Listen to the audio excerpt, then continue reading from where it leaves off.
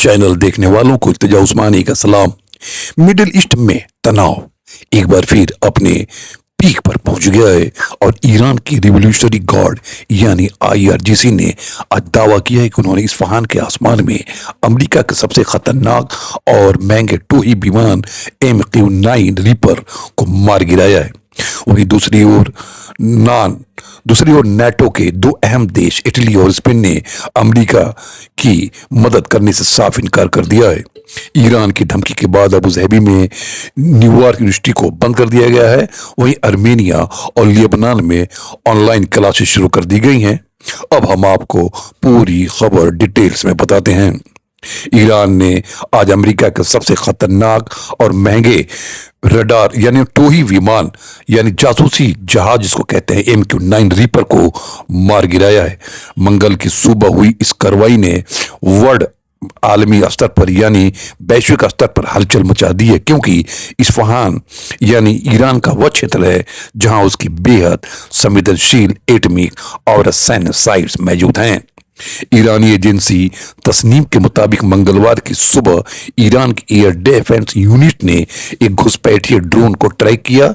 जैसे ही ये drone Isfahan के हवाई सीमा में दाखिल हुआ, इसे इंटरसेप्ट किया गया और मिसाइल दागकर हवा में ही इसके परखच्चे उड़ा दिए गए। इसे दुनिया का सबसे खतरनाक हंटर किलर ड्रोन माना जाता है। एक यूनिट की लागत लगभग $30 मिलियन यानी हिंदुस्तानी रुपए में करीब 250 करोड़ रुपए बनते हैं। ये ड्रोन न सिर्फ जासूसी कर सकता है बल्कि लेजर गाइडेड मिसाइलों से लैस होकर दुश्मन को तबाह करने की ताकत भी रखता है। ये 50,000 फीट की ऊंचाई से दुश्मन पर नजर रखता है, जिससे इसे पकड़ना मुश्किल होता है। ईरानी अफसरान ने इस हमले को अपनी हवाई सिक्योरिटी की जीत बताते हुए कहा है कि ये वार और संघर्ष की स्थिति में गिराया गया 146वां ड्रोन है। ईरान ने साफ संदेश किया है कि उसकी सीमाओं की खिलाफवर्जी करने वाले किसी भी विदेशी विमान को बख्शा नहीं जाएगा। वहीं और हमारी संप्रभुता से खिलवाड़ करने की कोशिश महंगी पड़ेगी। इस्फहान के ऊपर अमेरिकी ड्रोन का गिरना हमारी तकनीकी बर्तरी का सबूत है। एक और बड़ी खबर की ओर चलते हैं। इटली और स्पेन का अमेरिका को बड़ा झटका देना है। ईरान पर हमले के लिए वो अपनी जमीन नहीं देंगे। मशहूर कहावत है कि मुसीबत अकेले नहीं आती, और उस वक्त अमेरिका के लिए यह बिल्कुल सच साबित हो रही है। एक तरफ ईरान ने अमेरिकी ड्रोन को मार गिराने का दावा किया, तो दूसरी तरफ नेटो के ही दो अहम देशों इटली और स्पेन ने अमेरिका की सैन्य मदद करने से साफ इनकार कर दिया है। अमेरिकी मीडिया के अनुसार ईरान पर बमबारी करने के बाद अमेरिकी युद्धक विमान इटली के सिसिली एयरबेस पर उतरना चाहते थे, लेकिन इटली सरकार ने इसे सीधे तौर पर ठुकरा दिया। इटली ने साफ कर दिया है कि वह मिडिल ईस्ट के इस आक्रामक ऑपरेशन के लिए अपने एयरबेस का इस्तेमाल नहीं होने देगा। यह फैसला अमेरिका के लिए एक बड़ा स्ट्रेटेजिक झटका माना जाता है, क्योंकि सिसिली एयरबेस भूमध्य सागर में अमेरिकी मुहिम के लिए बेहद महत्वपूर्ण है। सिर्फ इटली ही नहीं, स्पेन ने भी कड़ा रुख अपनाते हुए अमेरिकी जहाजों के लिए अपनी एयर स्पेस बंद कर दी है। स्पेनी रक्षा मंत्री ने कहा है कि हम ईरान के खिलाफ किसी भी हमले के लिए अपने फौजी अड्डों या हवाई क्षेत्र का इस्तेमाल करने की इजाजत नहीं देंगे। इस बीच जॉर्डन के शाह अब्दुल्ला ने भी बेहद सख्त लहजे में अपनी बात रखी है। उन्होंने स्पष्ट किया कि जॉर्डन अपनी सॉवरेनिटी से समझौता नहीं करेगा। देश को किसी भी कीमत पर जंग का मैदान नहीं बनने दिया जाएगा।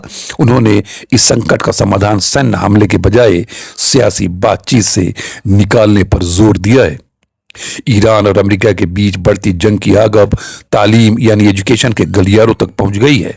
न्यूयॉर्क यूनिवर्सिटी अबू धाबी ने ईरान की ओर से मिली सीधी धमकी के बाद एक बड़ा और सख्त कदम उठाते हुए अपने कैंपस को अनिश्चितकाल के लिए बंद कर दिया है। इस फैसले ने गल्फ रीजन में मौजूद तमाम अमेरिकी इंस्टीट्यूट्स और शहरियों के बीच दहशत पैदा कर दी है। न्यूयॉर्क टाइम्स की रिपोर्ट के अनुसार ईरान ने वार्निंग जारी की है कि खाड़ी के इलाके में अमेरिकी यूनिवर्सिटियों के कैंपस उसके लेजिमेट टारगेट हो सकते हैं। ईरान का कहना है कि इस जारी युद्ध के दौरान उसकी अपनी यूनिवर्सिटियों को निशाना बनाया गया, जिसका बदला वह अमेरिकी इंस्टीट्यूट से ले सकता है।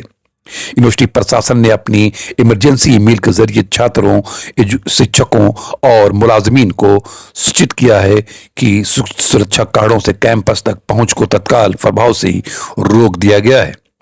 अगले आदेश तक कोई भी व्यक्ति कैंपस में प्रवेश नहीं कर सकता। ये पहली बार है नहीं है जब सिक्योरिटी का सवाल उठाते हुए ऐसा कदम उठाया गया हो। इसी साल मार्च की शुरुआत में भी जब पास के इलाकों में ईरानी मिसाइल हमले हुए थे तब भी क्लासों को ऑनलाइन कर दिया गया था, लेकिन इस बार खतरा इतना बड़ा है कि पूरे कैंपस पर ही ताला लगा दिया गया है।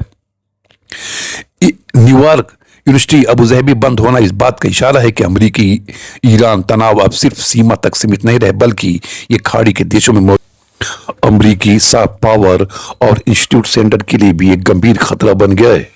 अबू जहबी के बाद अब अमेरिकी यूनिवर्सिटी ऑफ आर्मेनिया ने भी अपनी सभी क्लासेस को तत्काल प्रभाव से ऑनलाइन करने का ऐलान कर दिया है। सिर्फ आर्मेनिया ही नहीं बल्कि अन्य देशों में भी स्थित अमेरिकी संस्थाओं ने सिक्योरिटी को देखते हुए अपने दरवाजे बंद कर लिए हैं। अमेरिकी यूनिवर्सिटी ऑफ बेरूत ने जो लेबनान में है उसने भी सिक्योरिटी चिंताओं के चलते ऑनलाइन पढ़ाई शुरू कर दी है। जॉर्डन में अमेरिकी यूनिवर्सिटी ऑफ मदावा ने भी छात्रों और स्टाफ की सुरक्षा के लिए कैंपस को खाली कर दिया है।